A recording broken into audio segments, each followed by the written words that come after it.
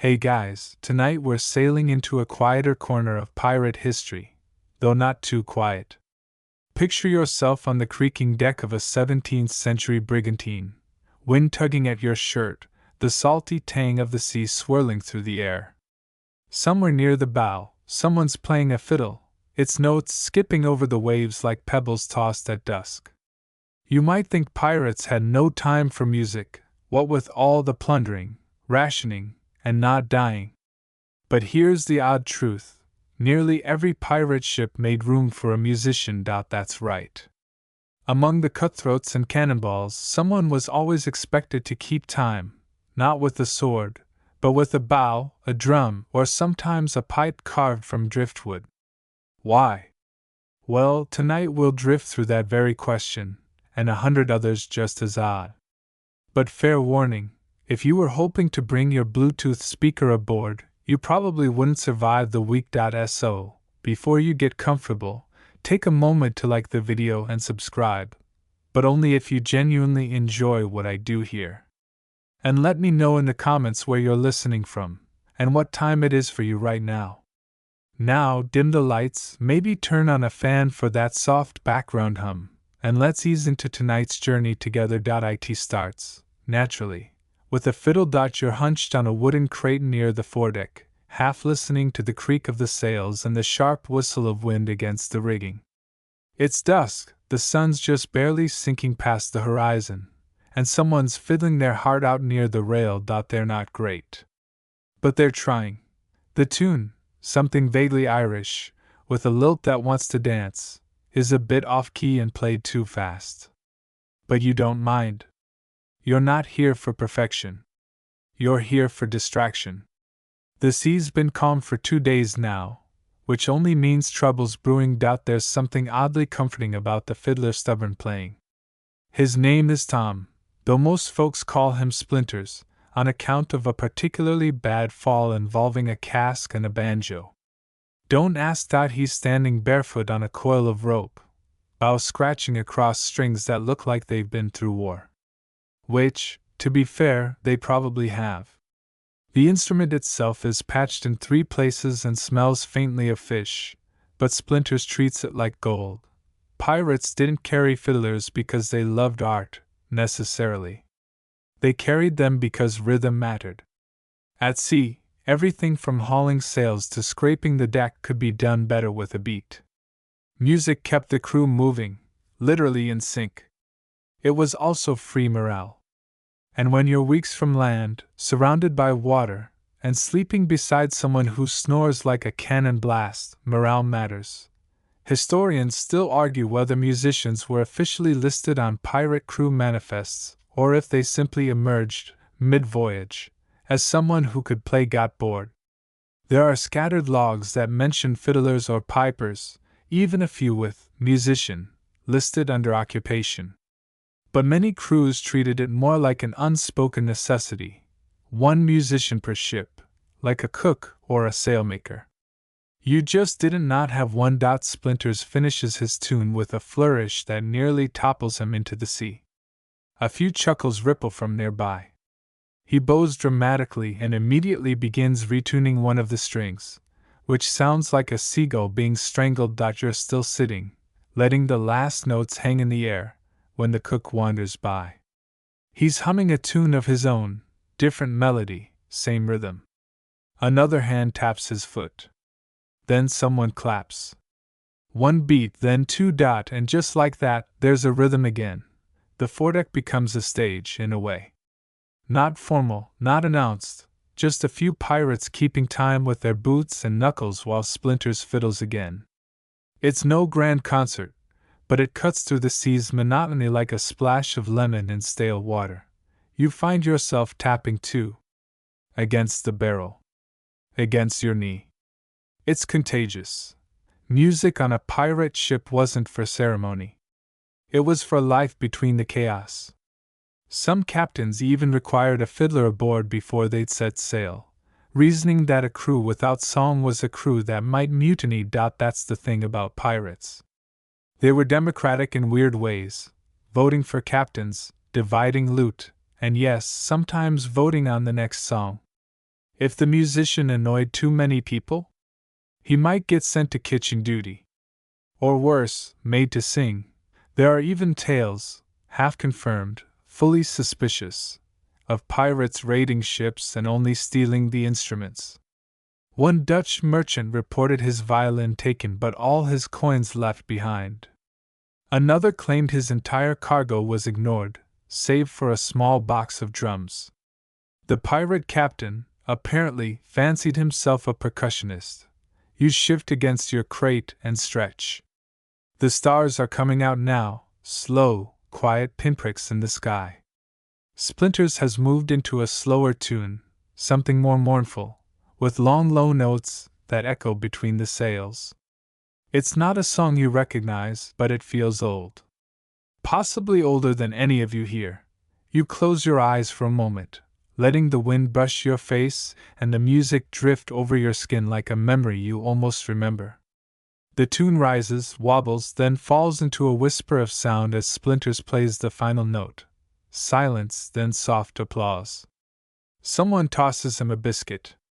He bows again and immediately starts eating. You smile. That's pirate gratitude. Feed the fiddler, lest he stop fiddling. Because no matter what tomorrow brings, battle, storm, boredom, you'll need him again. Not just to pass the time, but to remind everyone that time is still passing. That there's rhythm, even here, even out on the edge of nowhere. You wake to the smell of frying something, possibly onions, possibly regret, and the faint scrape of a bow tuning its way through the scale of too early for this. It's Splinters again, perched on an upturned bucket, fiddling before breakfast like some sea-soaked rooster with strings. You stretch, crack your back, and make your way toward the galley, where the cook is elbow-deep in a pan and muttering about people stealing his spoons. Again. And there's Splinters, sawing away at a sea shanty you swear he already played yesterday. Twice that you're not annoyed, though. Honestly, it helps. You stir your coffee, the ship's weak brew of boiled water and old beans, and hum along. Turns out, the ship's musician isn't just a musician. Today he's also helping prep the onions. Yesterday, he assisted the boatswain with sail patching. Last week, he took a turn swabbing the deck. On a pirate ship, everyone pulls double duty. Especially the guy who plays music. Historians still debate whether pirate musicians were salaried performers or just crewmen with hobbies and a decent ear. On some ships, they were paid a bit more, or at least given fewer disgusting chores. But on most vessels, the fiddler was expected to work like anyone else, and then play after. Sort of like being the entertainment and the dishwasher at your own birthday party. Splinters doesn't seem to mind. In fact, he claims peeling onions sharpens his bow hand. No one believes him, but we let him say it anyway. As the ship rocks gently beneath your feet, you think about how strange it is that music fits into all of this, into the hauling, the scrubbing, the greasy breakfasts. And yet it does. Seamlessly. He switches tunes without warning. Now it's something faster, jauntier, something with too many notes. You smirk into your coffee. The cook glares at him. Play that fast again, and you're chopping the next barrel of turnips. Splinters grins and slows down. That's the rhythm of pirate life. Everything has more than one use. Your cup holds grog and nails. Your belt is a sheath, a strap, and sometimes a fishing line. And your musician? He's a fiddler, a deckhand, a storyteller, and on Wednesdays, a remarkably slow potato peeler. There's a comfort in that sort of multi-purpose chaos. On land, jobs are fixed. You're this, not that. But on a pirate ship, titles blur. The man scrubbing the deck might have been a merchant once. The lookout may also be the ship's unofficial barber. And the fiddler? He might also be the best stew stirrer aboard. One time, when the cook took ill with something blamed on bad onions, but probably caused by whatever that was in the stew barrel. Splinters stepped in. He couldn't cook worth a clam, but he could hum while stirring, and that somehow made the food go down easier. Even when it was mostly beans and vinegar. Later that night, someone said he should switch to full-time cooking. He responded by playing the shrillest jig known to man until they all begged him to stop. He prefers the strings. You finish your coffee and help load a sack of flour below deck, Splinters trailing behind you, fiddling a slow, lazy tune now. It almost sounds like a lullaby, though you're very much awake. A few of the others are tapping along as they coil rope or scrape barnacles. The music doesn't lead them, it drifts beside them, like another crewmate just doing his part. That's the odd thing about pirate music. It wasn't background. It was the work. No Spotify, no playlists, just one tired guy trying to keep everyone from going mad. It wasn't about perfection. It was about rhythm. And rhythm, it turns out, keeps people sane. You think back to something you overheard last week. Two sailors arguing over whether Splinters should be allowed to skip his turn at latrine duty because of bow privileges. One said yes. One said no. The captain settled it by saying, "If the man can play and mop at the same time, let him." He did. Badly. But he did. There are logs, some of them questionably real, that claim certain pirates required their musicians to perform daily. Not just at meals or celebrations, but even during mundane tasks. Swabbing, sewing, navigating. One account even describes a musician playing from the crow's nest during a calm day, just to keep the crew entertained. Other stories tell of ships where the fiddler played at dinner each night, standing near the cook's fire, balancing on one leg, avoiding both smoke and stew with admirable agility. Still others suggest musicians were sometimes exempt from fighting, unless the enemy had better music. Then it became a matter of pride. The sun climbs higher, warming the deck, making the salt shimmer on every surface. You're wiping down a bench when Splinters wanders past again, still fiddling. "Don't you ever stop?" you ask. He pauses, tilts his head, and says, "Only if someone else starts." You roll your eyes. But you don't mind. After all, someone's got to keep the beat, and today the ship hums with it. You've never thought of chores as musical. But here you are, scrubbing the deck while a steady beat pulses behind you, courtesy of 2 tin pans, a hollow crate, and the youngest cabin boy slapping them like he's discovered percussion for the first time. Splinters watches approvingly from a barrel, his fiddle silent for once. Apparently, today's rhythm is being handled by someone else.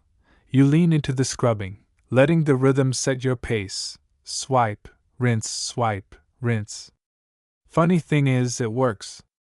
The work feels lighter. You're not the only one feeling it either. A row of pirates down the deck are moving in time, one even humming along with the makeshift drumbeat. One sways like he's dancing without permission. Another claps on the offbeat, which throws things off, but only for a second. Welcome to one of the stranger truths about pirate life. Rhythm wasn't just for fun, it was a management tool. A slippery, sea-soaked form of productivity hacking. Historians still argue whether the use of music to structure chores on pirate ships came from naval discipline, merchant sailing traditions, or just the need to stop everyone from killing each other out of boredom. But what's clear is this: pirates used rhythm to get stuff done. The beat you're hearing now isn't just noise. It's a signal. Today's scrubbing session? That's a chore tied to tempo. Tomorrow, it might be sail mending to a slow jig or hammering planks to a marching rhythm. The musician doesn't need to yell, he just plays faster when you lag. It's subtle, passive-aggressive, even, and weirdly effective. You pause to wring out your rag and glance around. Everyone's moving like clockwork. Wet, salty, grumbling clockwork. The cabin boy shifts to a faster rhythm, and you all instinctively pick up the pace. No one says anything. It's just understood. Music was never optional out here. You couldn't make land happen faster. You couldn't control the wind. But you could keep the beat, and keeping the beat meant keeping the crew together. On some ships, the drummer or fiddler was treated almost like an officer, at least unofficially. There's one curious log from a French privateer noting that their water, literally, limp, but context suggests he was the drummer, was allowed to skip weapon drills as long as he maintained tempo during deck cleaning hours. His limp was never explained. Possibly from overdrumming. Possibly from escaping too many spilled pans. You return to scrubbing. The sun's higher now. The deck steaming a little under your knees. You hum along with the rhythm, feeling it settle into your arms, your back, even your breath. There's something deeply satisfying about it, like you're all part of the same strange, floating orchestra of grime. Then the rhythm changes. The boy switches to something that sounds suspiciously like a tavern jig. Someone lets out a low whistle. Another pirate starts stomping their foot a bit harder. You brace yourself, because now it's a dance, not a full one, not yet, but close. Just enough extra bounce to your movements that the chore turns from effort into performance. The guy next to you twirls his rag like it's part of a sword fight. You chuckle. The pirate across from you tries to moonwalk. It doesn't go well. Splinters finally raises his fiddle, joins in with a flourish, and suddenly the deck is alive with motion, not just scrubbing, but cleaning with flair. The cook leans out from the galley and shouts, "If you fall overboard again, I'm not fishing you out." Again, that would refer to last week's mop jig incident. A little too much flair, not enough balance. The mop survived. The dancer did not. Yet no one seems deterred. You scrub. You sway. You wipe down a rail like it insulted your mother. The rhythm builds, and for a moment, the work disappears. There's only motion. Beat. Breath. Crew. This is pirate discipline, not barked orders or punishment lashes, but rhythm that makes you forget you're doing something miserable. It's a trick, really. A clever one. There's a sudden silence. The drumbeat stops. The fiddle dies mid-note. Everyone freezes. You look toward the quarterdeck. The first mate's staring down at you all with a raised eyebrow and a half-eaten apple. He nods once, then turns away. The music resumes. You exhale. The unspoken message? Keep working. Just maybe turn down the jazz hands. Some days music was all that kept tempers cool. The ocean is a long, repetitive place. Chores repeat. Meals repeat. Faces definitely repeat. Without rhythm, those things wear down the soul. But with rhythm, you might still hate cleaning, but you'll hate it with a catchy beat. You don't own a watch. No one on this ship does. Time, out here, is fluid, literally. The sea moves, the sun rises, the tide shifts, and that's about all the precision you get. But despite the lack of clocks, everything aboard this creaky old vessel runs on a kind of rhythm. And oddly enough, it's not the sun that tells you it's noon. It's the music. You're halfway through tying a line when the familiar sound of Splinters' fiddle floats up from the lower deck. 3 quick notes, then a pause. Then the tune starts proper, a slow, steady melody with a jaunty dip in the middle. You don't even think. You drop the rope and make your way to the galley, because that's the lunch tune. Every ship had its own version. Some used a hornpipe, others a simple whistle sequence. But many pirate crews, especially those who prided themselves on being well-timed, relied on music as their unofficial clock. And noon? That was the fiddler job. Historians still debate how universal this practice was. Some logs mention it casually. The musician played at midday. Others go so far as to call it a duty, noting that failure to play on time led to mild punishments, like being denied extra stew or given mop duty near the bilge. But almost all agree that, at least in the later years of piracy, music had taken on the role of timekeeper, not that anyone trusted it. Splinters, for example, has a questionable sense of punctuality. Some days he plays early just to get food faster. Other days he's late because, quote, the muse was stuck in the hammock. But even with the inconsistency, his tune signals one reliable thing: food's up. Today, the galley smells better than usual. A hint of something fried, maybe fish, maybe not fish. The cook ladles something grayish into bowls and gestures with his ladle like a baton. You sit with your mess and listen. Splinters hasn't stopped playing. He's wandered from the upper deck to the midships, pacing slowly as he fiddles. The tune morphs into something lighter, almost cheerful. Maybe it's the food fumes affecting him. Maybe he's just in a good mood. The crew eats without much talking. Just chewing, the occasional grunt of satisfaction, and that ever-present melody weaving between bites. It's a kind of performance, really. Food with a score. You think about how strange this would seem to anyone back on land. A band at lunch? On a pirate ship, but here, it feels natural, because time at sea doesn't tick. It sways. It creaks. It whistles through ropes and hums along planks. Watches are useless. Bells can't always be heard. But a fiddle? That'll cut through anything, even boredom, even the silence of a long, slow voyage. One of the newer crew leans over and whispers, "Do we get music at dinner too?" You shake your head. "Only if nobody complains about lunch." He looks worried. After the meal, Splinters eases into something slower. A sort of digestion tune. The kind of music that gently encourages you to not get up too fast. It wobbles a bit, like your stomach after the cook tries something new.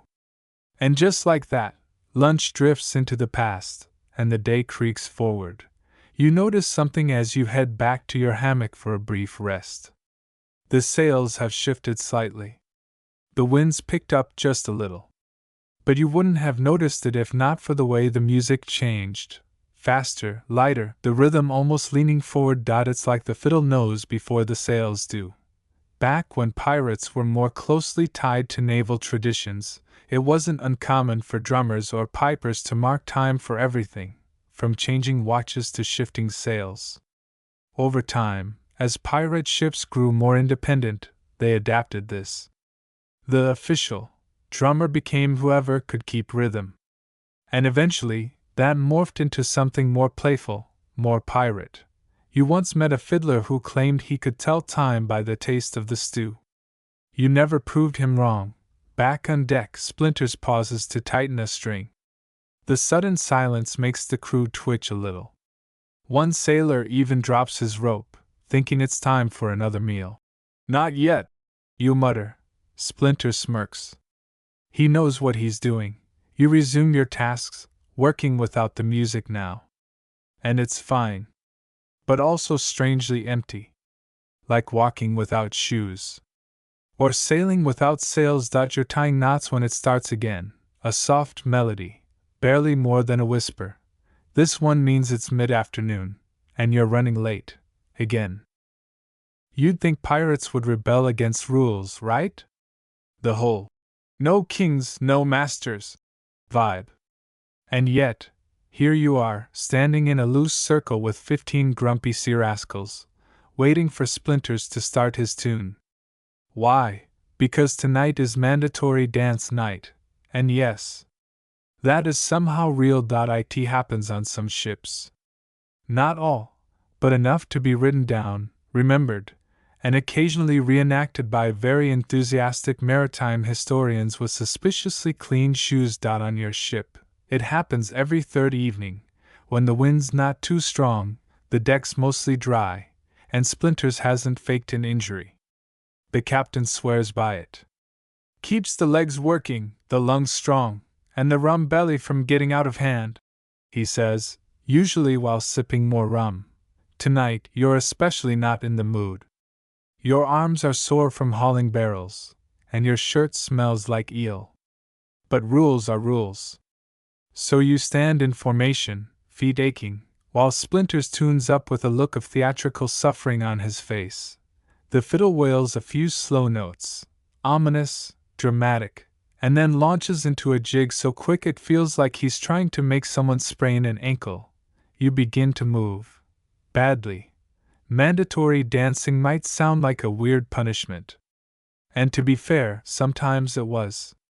There are scattered logs and sailor accounts that mention crews being fined, or worse, forced to skip meals, if they refused to join in. Dance or be flogged might be an exaggeration, but dance or do someone else's shift definitely happened. Historians still argue whether this was health-related, morale-based, or just one captain's personal sense of humor getting wildly out of hand. Probably a mix of all three. You stomp once, swing twice, nearly trip, and recover with a dramatic flourish that's less graceful pirate, and more panicked goat. Someone cheers. Someone else starts clapping in time. The group begins to loosen up. Turns out, when you're dancing terribly in a circle of equally bad dancers, shame becomes communal, and therefore irrelevant. Splinters is in his element now. He jumps from one melody to another like a squirrel on caffeine. The tunes are old, maybe older than the ship. Sailor songs twisted into danceable chaos. No lyrics tonight, just movement. A few pirates try to pair up. One slips on a bit of spilled stew, and does a full spin before landing on his back. He stays there, groaning, tapping along with one finger. Technically still participating. You try to remember the steps from last week. Was it left foot hop right spin clap? Or right clap spin hop left? Doesn't matter. Everyone's wrong. That's the beauty of it. Mandatory dancing isn't about skill. It's about movement. It's about shaking off the gloom of the open sea, the sameness of the waves, the ache in your spine from sleeping in a damp hammock beside someone who whistles in their sleep. It's also a strange kind of unity. You might not like the guy next to you. He might have stolen your last biscuit, or worse, borrowed your boots and returned them with barnacles. But when the music starts, you're both just legs trying not to fall over. One story, half true and fully delightful, tells of a pirate captain who hired two fiddlers specifically to duel during dance nights. Fastest fingers wins. The losing fiddler had to clean the latrines. Supposedly, they once played until sunrise, and the crew danced so long their shoes melted. Which sounds fake. But you want to believe it. You wipe sweat from your brow and glance around. Laughter bubbles up from one corner. Someone's trying to spin on one foot. Someone else is just doing cartwheels now. It's chaos, but it's joyful chaos. That's rare out here. And then, you hear it. The change. Splinter slows the tempo, pulling the group back from its wild stomping into something calmer, swaying, almost graceful. If the first half was a tavern brawl, this part is the apology afterward. Feet shuffle. Arms lower. Breathing softens. You close your eyes for a moment, letting your body move with the music without thinking. It's not about dancing now. It's about not being still. The wind picks up a little. A lantern sways overhead. The sails flutter like distant applause. And just when your legs begin to think it's over, the fiddle stops. Silence. Then a beat. Then wild clapping, hoots, a few mock bows. Splinters holds the bow high like he's just conducted an orchestra instead of causing 12 people to simultaneously twist their ankles. Same time next week, he says, grinning. You groan? But secretly? You're already looking forward to it. Because out here, where everything's salt, sweat, and repetition, even bad dancing starts to feel like home.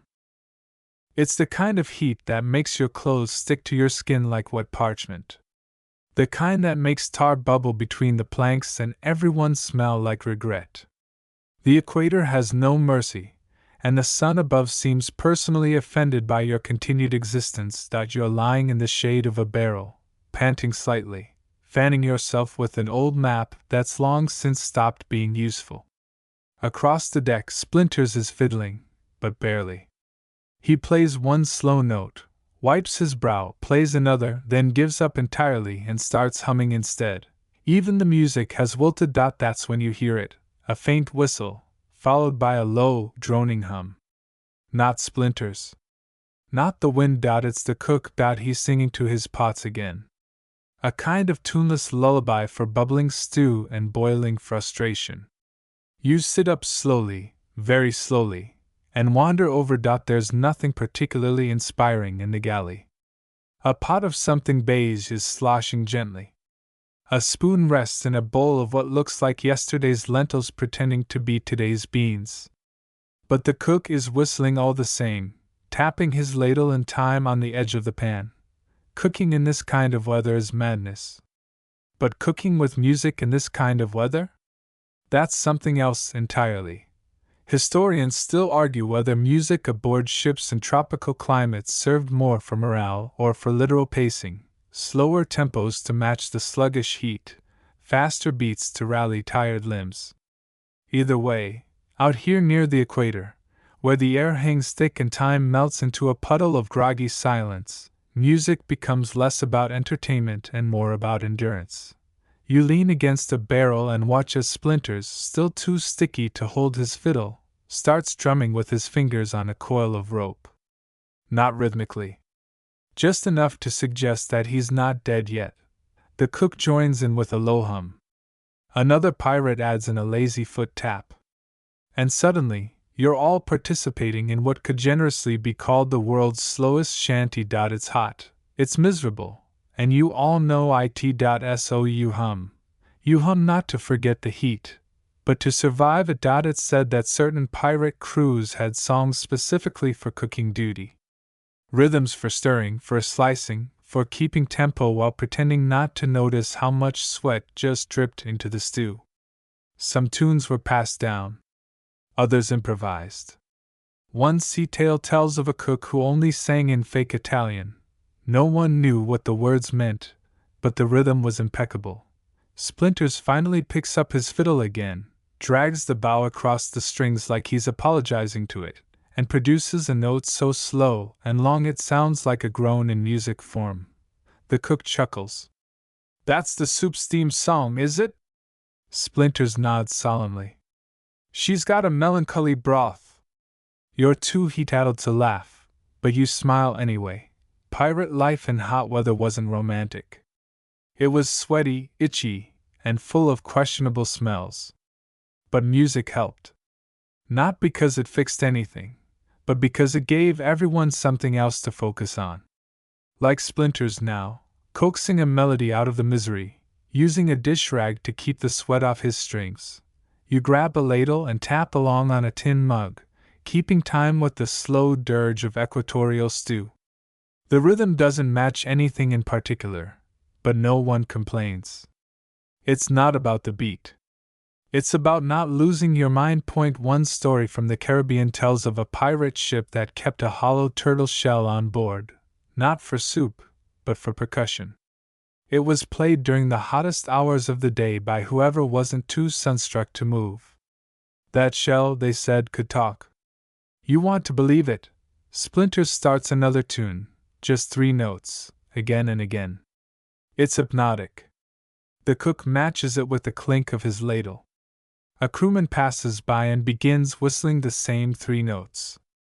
Someone else hums a bass line under their breath, and now, the heat has a soundtrack. You've seen what happens without it. Tempers flare.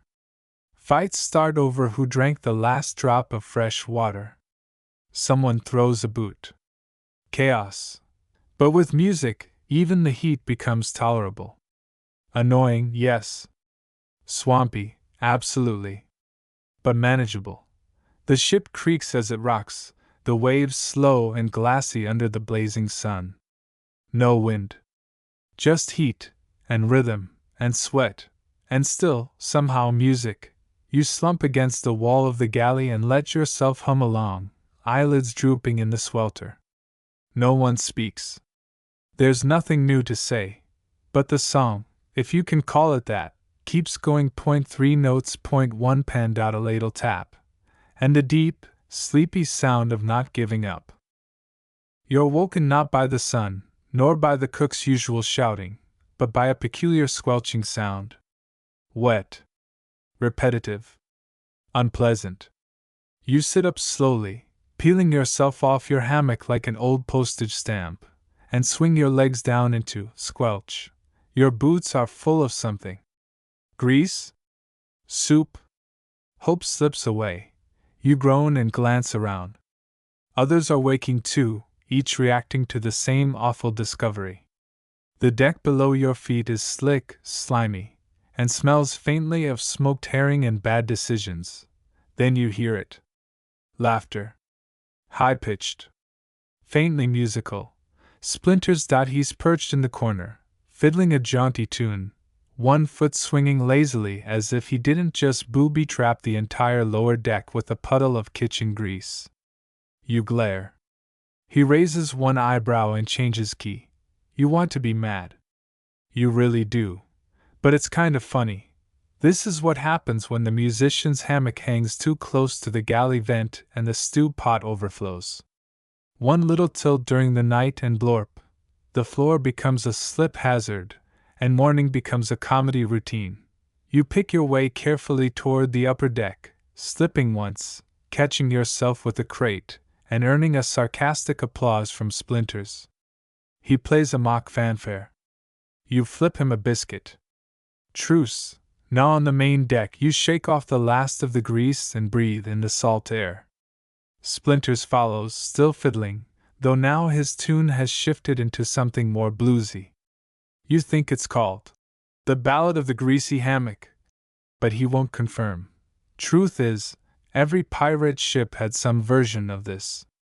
Not necessarily spilled soup, but music as commentary. When something went wrong, which was often, the fiddler or piper had the unspoken job of capturing the disaster in song. Not to mock, well, okay, sometimes to mock, but mostly to remember. Historians still argue whether these songs were passed between ships or made up on the spot. Some believe fiddlers had entire mental catalogues of tunes ready for moments like this. Others think they improvised everything, relying on muscle memory, instinct, and spite. Either way, these tunes stuck. If you slipped in a puddle and it became a song? That was your legacy. You once met a man in Tortuga who claimed he was immortalized in The Saga of 3 Chickens and 1 Boot. You didn't ask for details. Splinters continues his new tune as the crew slowly assembles. Some are limping. One is holding a boot like it personally betrayed him. But there's laughter in the air. That matters, because pirate ships weren't cheerful places by design. They were wet, dangerous, and full of questionable hygiene. So music stepped in, not just as entertainment, but as morale insurance. The cook joins you on deck, muttering darkly and wiping stew off his hat. He locks eyes with Splinters. You play one more note and I'm cooking your bow in the soup. Splinters switches to pizzicato. You snort. There are stories, half exaggerated, half probable, of pirate musicians composing quick ditties after every small disaster.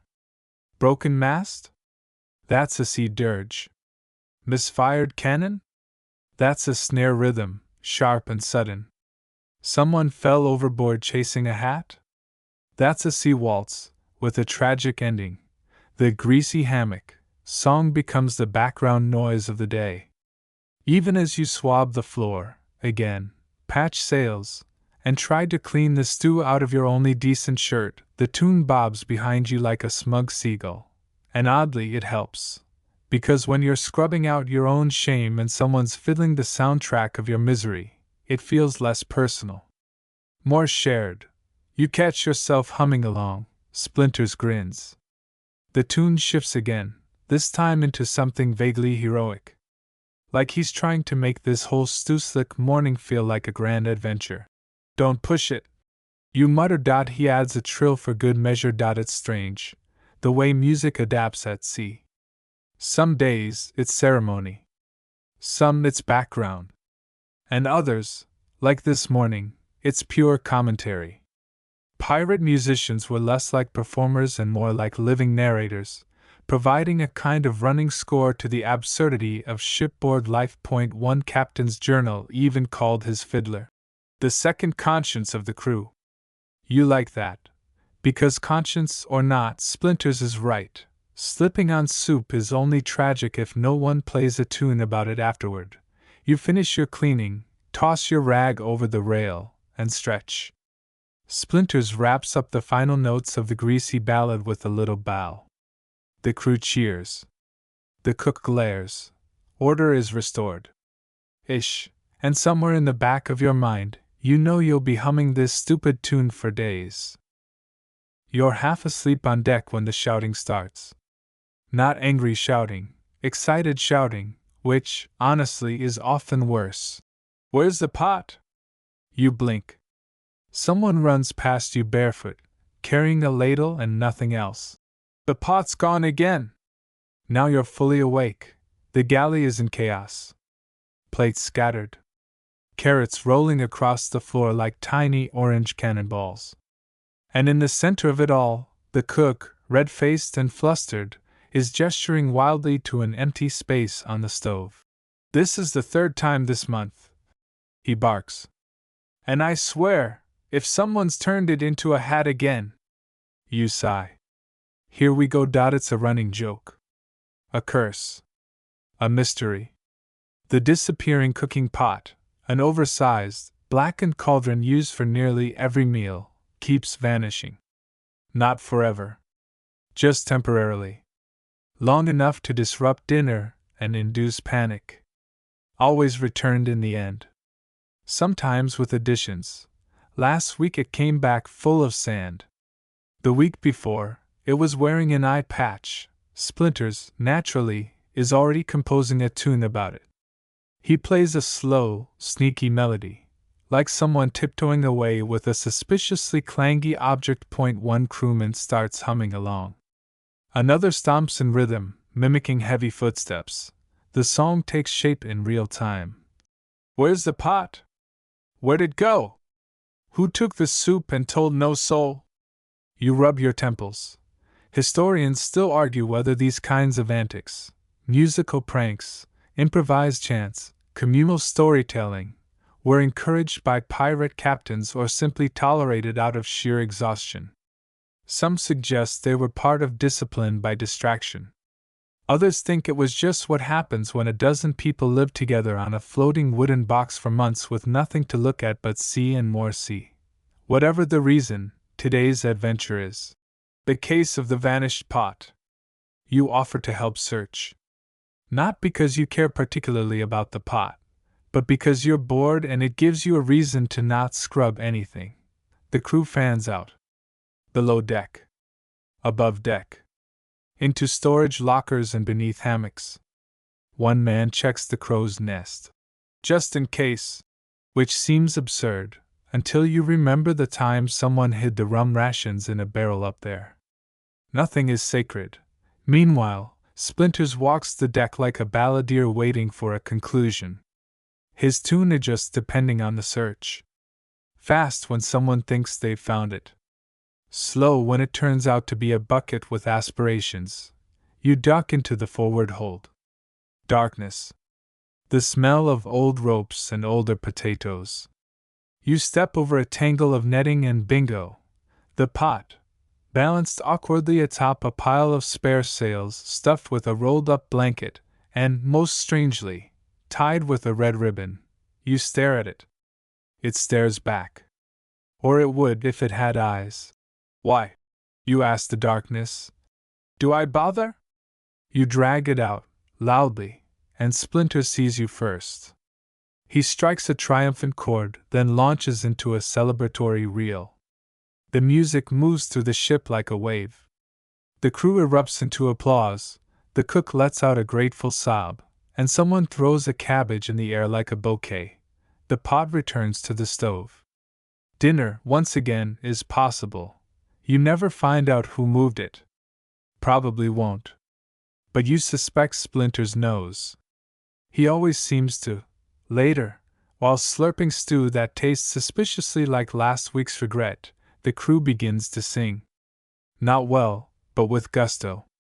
It's the new Ballad of the Pot, composed entirely in the last hour. There are verses about the ribbon, about the crow's nest, about the blanket that might be cursed. You sing along. Because you were part of it. Because it's funny. Because it makes bad stew taste like victory. Music aboard a pirate ship didn't just mark time or motivate chores. It recorded history. Not the big history, with capitals and kings. But your history. The day someone fell asleep in the sail pile. The time two crewmen argued over a turtle and solved it with a jig off. The mystery of the floating spoon. It all became song. Legend. Rhythm. The ship is quiet now. Bellies full. Stars creeping out. Splinter sits on the rail, playing a soft lullaby version of the pot song. Slower now. Almost dreamy. And somewhere below deck, the pot simmers peacefully, probably plotting its next escape. Land. The word travels across the deck like wildfire, barely a whisper at first, then a full-blown cheer. Someone drops a bucket. Someone else stumbles out of their hammock in one boot and shouts, "What kind of land?" As if there were multiple flavors. But the answer doesn't matter. It's land. You lean over the rail and squint. It's not much, just a smudge on the horizon, wrapped in morning mist. But to a pirate crew that's been bobbing about for weeks with stew made from mystery roots and biscuits with more weevils than flour, that smudge might as well be paradise. Splinters is already playing. You didn't even see him get his fiddle. The tune is unmistakable. The Island Waltz, also known as "Let's Not Die of Scurvy." This is when pirate ships come alive with an entirely different energy. Not the grim rhythm of chores. Not the frantic tempo of a battle. No, this is a hopeful, upbeat tune full of dreams, fresh water, solid ground, and if Neptune is feeling generous, real food. You've been dreaming of turtle soup, not the stuff you scrape together from salted jerky and seawater, but the real thing, plump, roasted chunks in coconut broth with wild herbs, like they make in the islands. Maybe some smoked crab. Maybe even bread that doesn't disintegrate on contact with moisture. Historians still argue whether pirates planned their landfalls around food or simply took what they could get. Some believe certain crews memorized hidden coves and river inlets not just for shelter, but for the plump clams and fruit trees nearby. Others suggest landfall feasts were largely myth, romanticized by bored storytellers and drunk ex-pirates. But as the island grows closer, the crew is already fantasizing. One man starts listing fruits alphabetically. Apricots. Bananas. Coconuts. Dates. Someone interrupts. Coconuts aren't real. Just dry water balloons. You try to remember the last time you tasted something green. Or fresh. Or that didn't fight back when you chewed it. Even the captain, normally so composed, is humming along with Splinters, tapping a quill against his belt. The song swells, sails flap harder, and the air thickens with anticipation. This is the pirate equivalent of holiday shopping. As the ship nears the cove, a flurry of activity breaks out. Ropes are checked. A dinghy is lowered. You're not on the first landing crew, your foot still smells like grease from last week's stew incident, but you perch near the side, watching. The first feet hit sand, cheers erupt, then, moments later, a triumphant cry. Pineapples! It's chaos. Controlled, greedy chaos. Pirates scramble ashore like oversized hermit crabs, snatching fruit, digging into muddy riverbanks, sniffing plants like overly enthusiastic goats. The cook is seen carrying a basket of green things that may or may not be edible. You cross your fingers. By sundown, the feast begins. It's glorious. turtle meat roasted over driftwood fires. Something that might be yam, or a large, roasted rock, no one is sure. Leaves used as plates. A single mango shared like pirate communion. Splinters plays a soft, slow jig, a sort of dreamy tune that drapes over the firelight like a hammock. His music always changes when land is underfoot. Slower, maybe? Sweeter. The rhythms of a man who knows his dinner isn't moving underneath him. You eat too fast. Everyone does. One sailor cries over a piece of roasted fish, whispering, "I remember flavor." The captain gives a short speech no one remembers. Then the music starts again, and someone begins to dance, and someone else topples over because they forgot what standing still feels like. You lean back on a log, full and half asleep. You hear humming, laughter, chewing, and underneath it all, music. Always the music. Even ashore, the ship's rhythm comes with you. Because a pirate's home isn't just a vessel, it's the people, the noise, the food, and the strange little tunes that tie everything together. And tonight, under a foreign sky with roasted turtle in your belly, everything is exactly how it should be. There's a new passenger on board. You're not sure where he came from. One moment the ship was empty of livestock, and the next, there he is, a goat, standing proudly on the quarterdeck like he's just been promoted. He chews on a scrap of sailcloth and stares at you with an unsettling calm. Splinters, naturally, is already composing a theme for him. A gentle, bouncing melody with just enough swagger to suggest this goat means business. And no one claims him. No one remembers bringing him aboard. But now he's here. And pirate law, such as it is, states clearly: finders keepers, especially if it's already chewing something important. So the goat stays.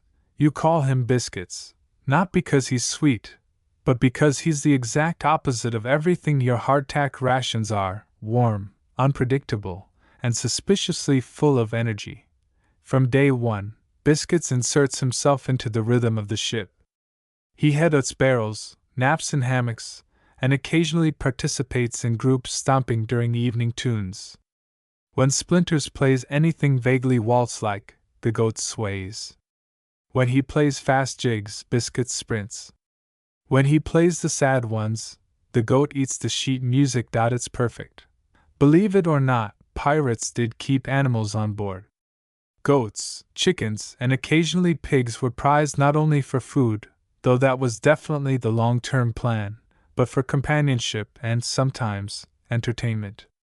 Goats in particular could survive on scraps, handled bad weather better than many sailors, and, according to one log, made excellent judges of character. Historians still argue whether these animals were assigned official roles. Watch goat being one dubious example, or if that was just a fanciful invention of later pirate fiction. But on your ship, Biscuits quickly becomes part of the routine. Each morning, he climbs to the bow, surveys the ocean like he's contemplating conquest, then trots over to Splinters and nudges him until the day's first song begins. One morning, the goat is missing. Panic sets in quickly. A search begins. Below deck. In barrels. In the crow's nest. Yes, again. Don't ask. Eventually, someone finds him curled up beside the stove, gently warming his hooves while the cook tries to ignore him. Splinters writes a lullaby called The Galley Goat. You hum it for the rest of the day. Some of the crew start claiming the goat is lucky. That ever since he arrived, the weather's been fairer, the stew's slightly less gray, and morale weirdly high.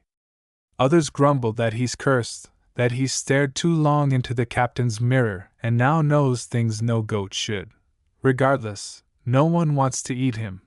You even hear whispers of making him official. Ship's mascot. Honorary quartermaster. One bold soul suggests. Captain. But is promptly assigned to mop duty. Still, Biscuits starts getting more privileges. A special spot near the warmest part of the galley. A neck ribbon made from an old torn sail. Someone knits him a tiny hat. He eats it immediately. Respect. And all the while, the music follows him. Splinters adjusts his set depending on the goat's mood. When Biscuits naps, the melodies are slow and dreamy.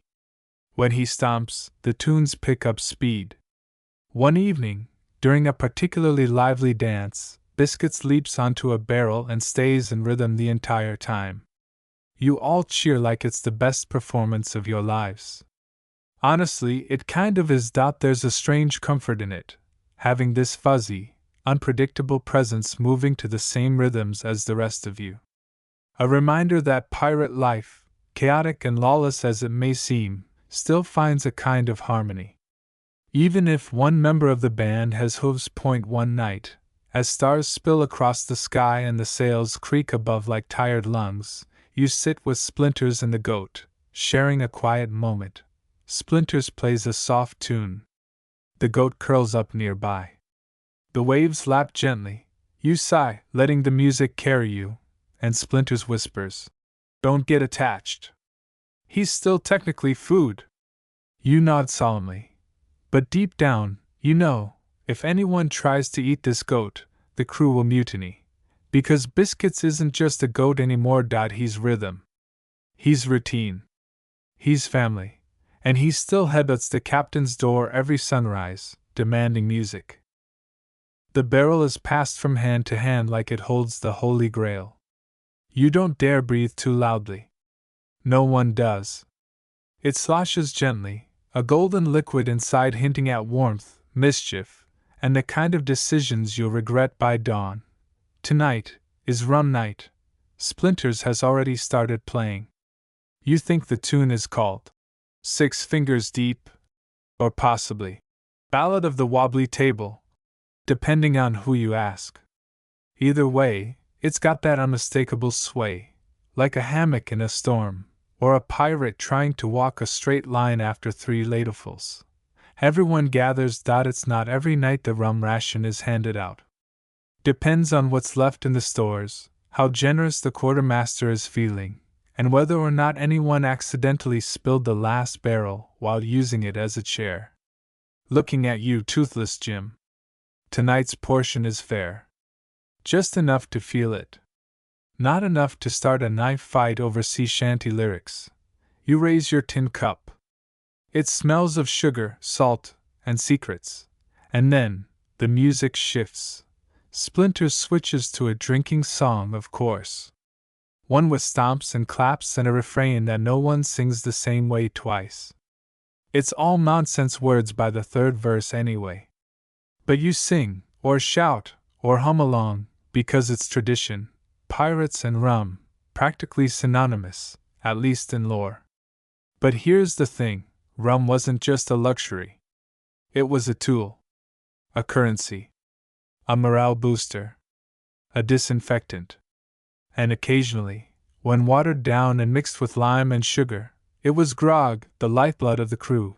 Historians still argue whether pirates drank as heavily as popular stories suggest, or whether rationing made drunkenness more rare than legend implies. Some ships allowed it daily, others only during celebrations or after battles.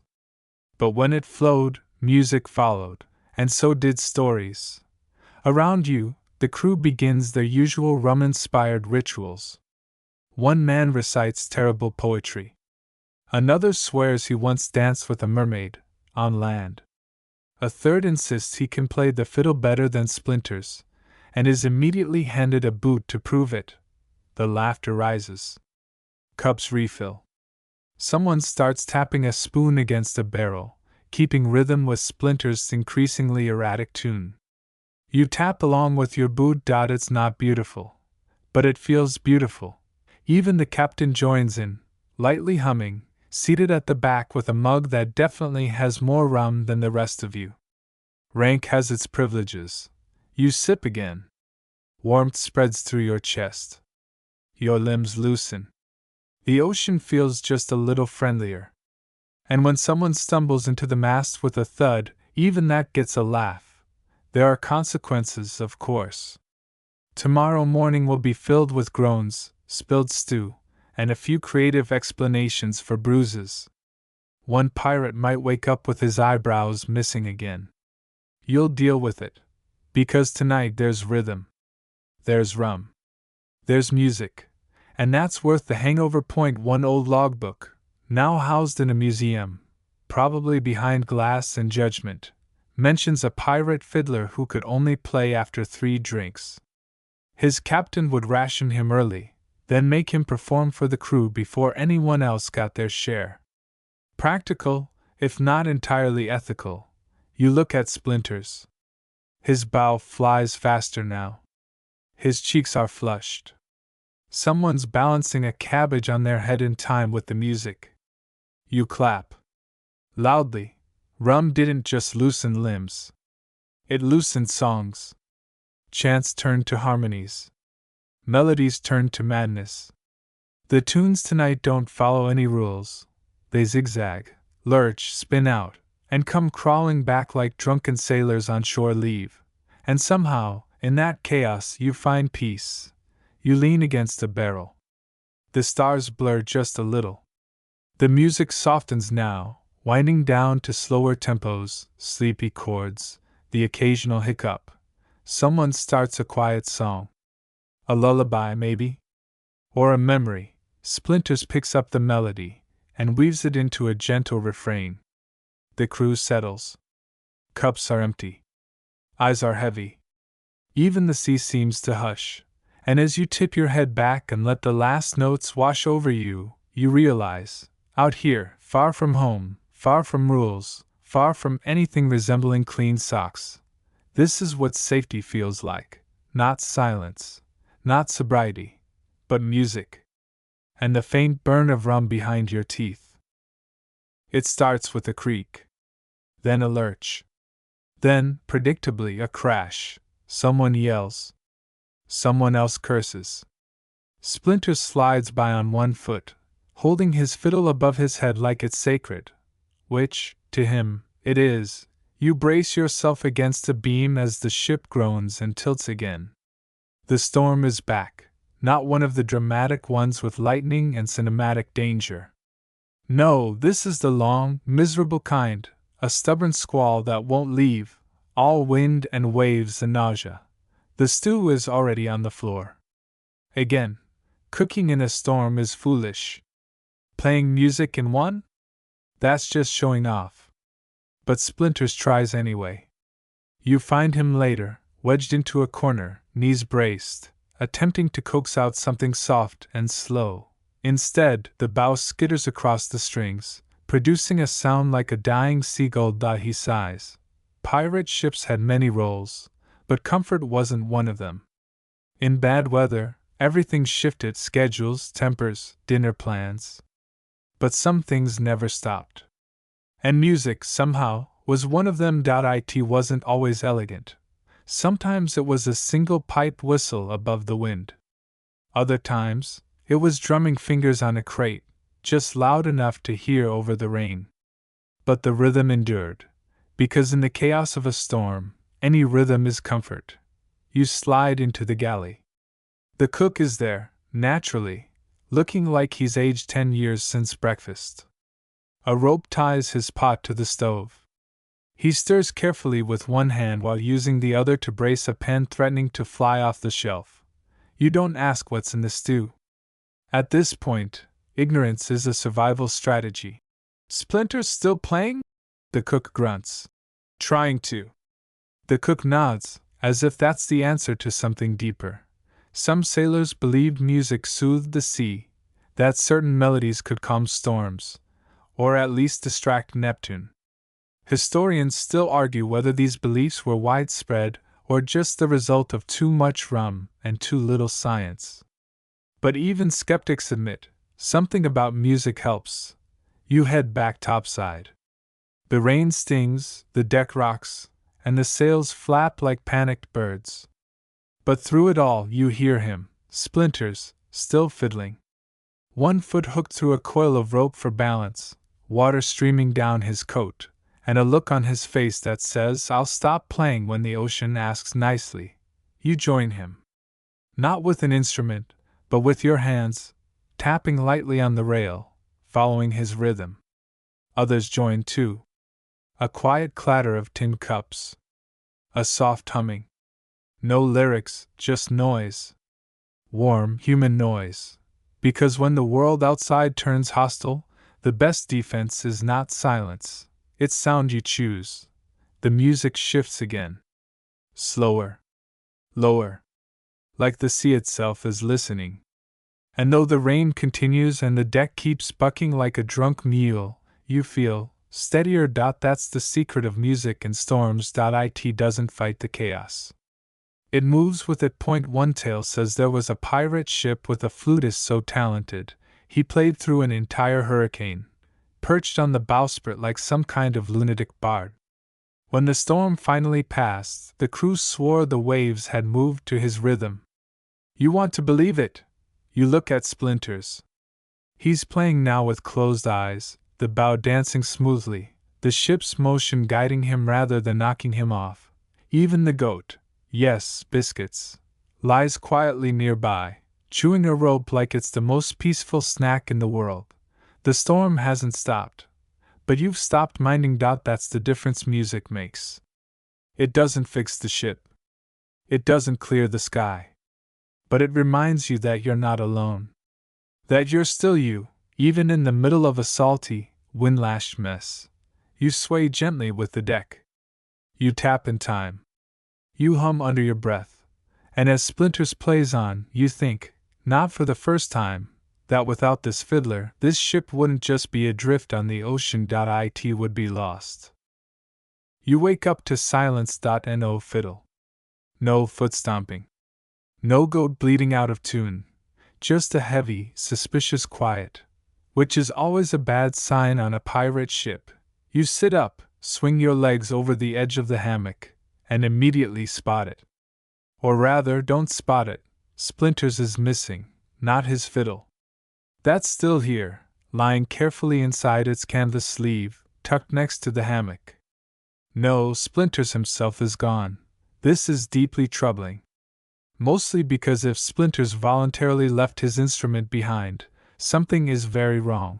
You rush topside.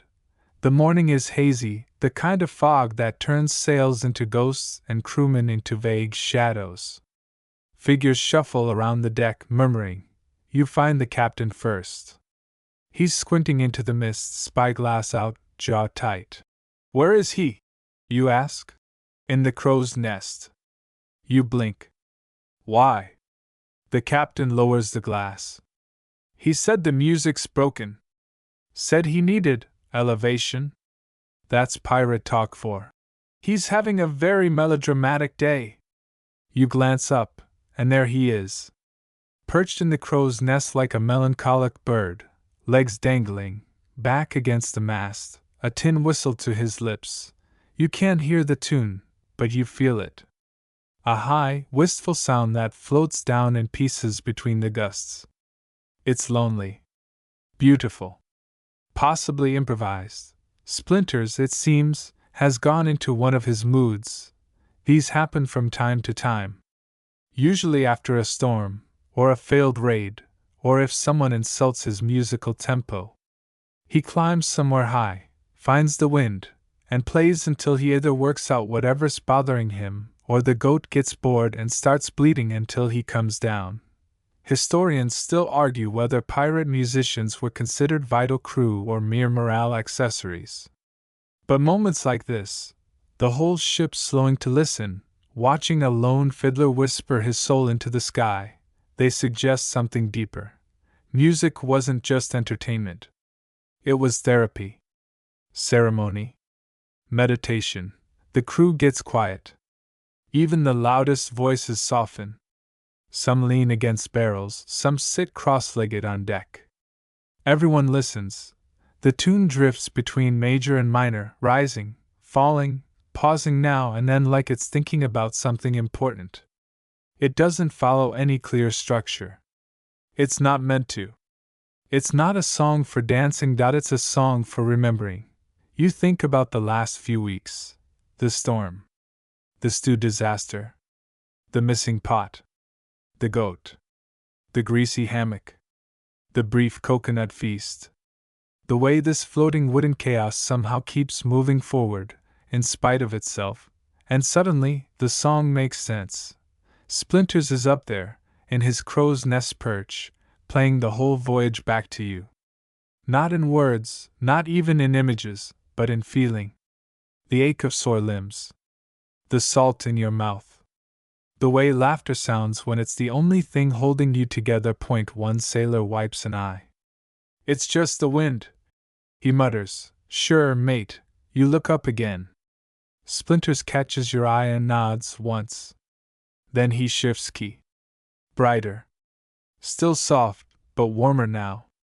The kind of melody that says, "We're not done yet." And then, slowly, like fog lifting, he stops. Silence. It hangs for a second. Then someone claps. Then another. Soon the whole ship is applauding gently, like a bedtime story just ended. Splinters stands, stretches, and begins the slow climb down. When he reaches the deck, no one says anything. You just hand him his fiddle. He takes it, nods, and finally speaks. Had to remind the sky who's in charge. You smile. He tucks the fiddle under his chin and plays a single chord. Bright. Defiant. Ridiculous. Biscuits bleats in approval. And just like that, the silence ends. The deck comes alive. Chores resume. Voices rise. But for a little while longer, you carry the crow's nest tune in your bones. And every step you take hums with the memory of it. Someone is hammering on a barrel with a spoon. Not in panic. Not in anger. But with the determined precision of someone trying to get a rhythm going and not entirely succeeding. It's late. Well past the usual time for music, meals, or even mutiny. But tonight is different. Tonight there's something to celebrate. You're not entirely sure what, but the crew's decided that whatever it is, it deserves a send-off, and not the quiet kind. No, this is the kind of night that calls for a full-deck jam session, plus dancing that will absolutely cause at least one sprained ankle. Splinters is at the center of it, bow flying, foot stomping, hair wild. The music is fast and messy, half fiddle, half frenzy. You don't recognize the tune, but that's fine. It's not for remembering. It's for shaking every ounce of salt and stiffness out of your bones. The barrel drum joins in, followed by a whistle, and then someone clapping entirely out of rhythm, but with so much confidence you can't help but let it stay. The goat dances. Or possibly panics. Hard to tell with goats. But here's the interesting part. Some of the melodies? They aren't Splinters. You hear little riffs that feel familiar, tunes you picked up from a Spanish galley last year, fragments of an Ottoman sea chant, even something suspiciously French sounding. The edges are blurred, the notes bent, but the spirit is there, because pirate music wasn't pure. It wasn't nationalistic. It was stolen, borrowed, adapted, just like the rest of pirate culture. Historians still argue how much of this musical mashup was intentional. Did pirates knowingly steal songs from captured ships? Or did they absorb them through sheer repetition? One thing's for sure, no pirate fiddler ever stuck to just one style. Tonight's jam is proof of that. You sway to a beat that's part Irish reel, part North African rhythm, and part whatever Splinters heard in a tavern once and never forgot. The crew doesn't care. They're dancing like the sea isn't trying to kill them most days.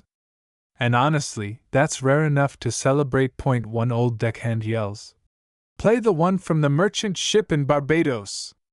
Splinters doesn't remember it. You know, the one where the man fell off the dock while singing about soup. Still no clue. Make something up, then. So he does. You laugh so hard you nearly choke on your stale biscuit. The music turns rowdier. The spoon drummer finally gets into a groove. Someone spins another sailor into a barrel. You duck just in time to avoid a flying boot. It's chaos. It's joy. And it's weirdly sacred. Because pirate ships didn't get many holidays. No regular Sundays. No official shore leaves. No birthday cakes, unless you count a biscuit with extra mold. So when things felt good, even for an hour, you made music out of it. You turned the moment into sound and let it ring loud enough to remind yourself you're still alive. Still free. And the music? It outlasted the night. One logbook, discovered years later, described a ship whose fiddler played a stolen Spanish ballad, slowed into something sweet, with chords not known to land folk. That ship was wrecked off the coast of Cuba. But the tune? Somehow, it turned up in a tavern in Kingston, years later, in the hands of a different musician. Some songs just linger. Back on deck, the tempo shifts again. Slower now. Breathless. Splinters' bow is slick with sweat. His sleeves are rolled.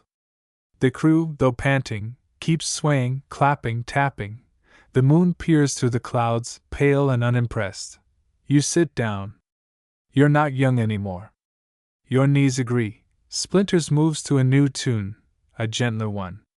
It wraps around you like a warm blanket. You close your eyes. This one feels familiar. A melody from a town you once sacked gently. A port where no shots were fired, just drinks shared, and this song hummed by a kitchen window. It's odd how stolen songs become home. The crew listens now, quiet again. Not somber, just thoughtful. When the music fades, there's no applause. Just the soft sound of the sea. And breathing, and that's enough. The jam session ends not with a cheer, but with a sigh. Splinters lowers his fiddle. The spoon drummer taps out a final flourish. The goat sneezes. You lean back against a mast, eyes closed, ears ringing faintly with a mix of cultures, chords, and chaos. It wasn't a concert. It was an offering, and you were lucky enough to hear it. The wind picks up again. Not a storm, this time, just the kind of wind that whispers secrets in the rigging, that nudges the sails and sighs across the deck like it knows something you don't. It's the end of the day. Or the beginning of the next, hard to tell anymore. The crew is quiet now. Most are already asleep, curled into hammocks or leaning against crates in post-feast stillness. Biscuits snores softly near the galley door, curled like a fluffy comma. Splinters sits alone near the prow, tuning his fiddle with the kind of care usually reserved for patching sails or hiding extra rations. He hasn't played anything yet, not since the jam session ended. He's just listening. Feeling the rhythm of the sea. You sit beside him without speaking. There's nothing to say, not tonight. You look around. The ship creaks gently, each sound familiar and oddly comforting. The flap of canvas, the groan of wood, the slow splash of waves against the hull. Everything breathing together in time. Splinters finally raises the bow and begins to play. It's not a fast tune. Not a sad one either. It's patient. A slow, measured melody that rolls out like mist across the water. No one else stirs. But you feel them listening, even in sleep. This is not a song for dancing. This is a song for letting go. The notes stretch long and low, like the way a hammock rocks when you've almost drifted off. It's full of memory, but not regret. Full of salt air, but no sting. You recognize pieces from earlier songs, a little echo from The Vanished Pot, a phrase from The Galley Goat, even a gentle nod to Turtle Soup. Fragments sewn together like patchwork sailcloth, familiar and comforting. And then it happens. A distant flash of lightning, way off on the horizon, followed by a low, yawning rumble. No storm is coming. Not to you. But it reminds you. Sometimes pirates didn't get a last song. Sometimes a ship went under in the dark, with no time for melody, no breath left for even a hum. Historians still argue whether final music was tradition or coincidence, whether crews asked their fiddlers for one last tune when all hope was lost, or if that's just the sort of romantic nonsense that makes for a better bedtime story. But you know this. If it were the end tonight, if the sea took you, and the sky clapped shut like a book, this would be the right music. Because it's not about morning. It's about being seen. Splinters plays on, the final chords thinning like fog, stretching farther and farther until you're not sure where the music ends and the ocean begins. And just as your eyes start to close, he stops. And oh, dramatic finish. Just a final note held a second too long, then silence. A perfect silence. The ship rocks gently. Biscuits shifts in his sleep, lets out a tiny goat sneeze. You breathe. Let it all settle. Then, the wind moves on. And so do you. And now, here you are, drifting gently, eyes soft, breath steady.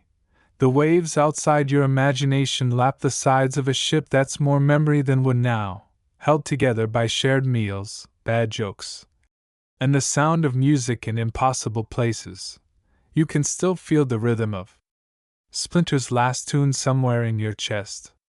Not loud. Not urgent. Just present, like a warm hand on your shoulder or the gentle swing of a hammock beneath your spine. Around you, the crew sleeps deeply. No more shouting. No more missing pots. No surprise goat adventures. Even the sea itself seems to respect the quiet. You let your mind ease backward, toward the swaying lanterns, the clatter of spoons, the thud of boots in time with songs half finished and half forgotten.